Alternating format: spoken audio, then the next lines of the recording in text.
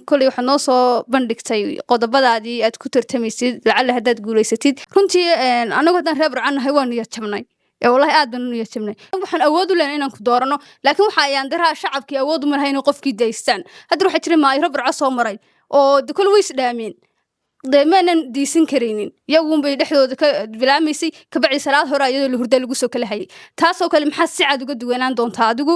waxay tahay waxa jira social workers dhalinyarta nimadan iyo hablahan quruxda badan dhamaantood waxa ku jiraan ururo waxa jira ururo ka hadla ka shaqeeya deegaanka waxa jira ururo ka shaqeeya hooyooyinka waxbara waxa jira ururo ka shaqeeya bilcinta magaalada waxa jira ururo ka shaqeeya akhriska iyo qoraalka oo cawalkan aad fadhidaana waxa jirtay xilli anigu markaa gudoomiye ku xigeen ahaan dawladda hoose tagay markaanu dawladda hoose u tagno dhamaantood qof aan xitaa garanayn akhriska iyo qoraalka wuxuu yahay geed ku beerin magaalada Burco dhexdeeda aan ku beerin ayaa laga dhigayaa adeerkii soo dooranaya ama habartii meeshii keenaysa ka bacdi markay u tagtid anagoo ururadii ka socono dhahna urur hebel baan ka socdaay wax noo qabo waxa noo ma qabanayo maxaa kaaga qorshaysan ururada ka shaqeeya arrimaha bulshada waliba iyagoon lacag qaadanayn waji cid ka sugayn cid iska dhaadhicinayn markaa Cabdi Casiis ahaan maxaa kaaga qorshaysan dhalinyarta arrimaha bulshada ka shaqeysa mutadawacnimadan uga shaqeysa aanu hadalka dheereynaynin maxay idin ka qorshaysan dhalinyarada soo baxaysa ee qaadanaysa kuliyadahan ee social work ama community development ee bulshadooda u taagan ee garanay qiyamkii loola dhaqmay bulshada fahmayana 4 sano ee tababarkaana oo haysta soo dhigtay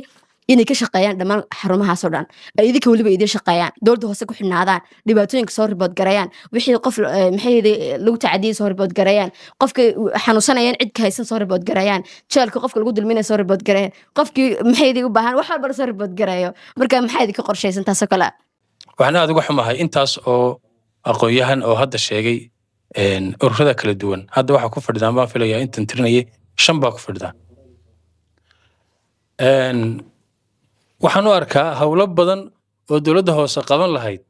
in ururadaas ay qaban lahaayeen oo ay garab la istaagi lahaayeen oo hawlo badan oo gobolka laga qaban lahaa haddii ayaga la adeegsan lahaa wax badan ay fududaan lahaayeen ayaan qabaa marka horta aniga waxa ay ahaan doontaan insha Allah tacaala garabkii koobaad ay horta ay ahaan doontaan insha Allah xafiiska arrimaha bulshada inaan xoojiyo ayaan ii qorshaysan oo dhalinyarta ula shaqeeyo waxa kale oo ii qorshaysan in magaalada cid kastoo shaqo qaadanaysa dawladda hoose ay la shaqeyso oo ay ka baxdo meesha ay ka baxdo oday keenso dawladda hoose inay ku matesho insha Allah tacaala xafiiska arrimaha bulshadu inuu ku matelo oo waxa weeyaan oday ku garanaya iyo cid ku garanaysa raadsadii ay ka baxdo meesha ayaan isku daynaa oo arrimaha bulshada xafiiska arrimaha bulshada iyo shirkadaha wax shaqaalaysiiyay cid kasta wax wada shaqaalaysiisa ay wada shaqeeyaan oo ninka muwaadinka haddii uu ka soo baxo shuruudihii shaqada lagu qaadanayay dee toos lagu qaato wax kale lagu xidhaa aanay jirin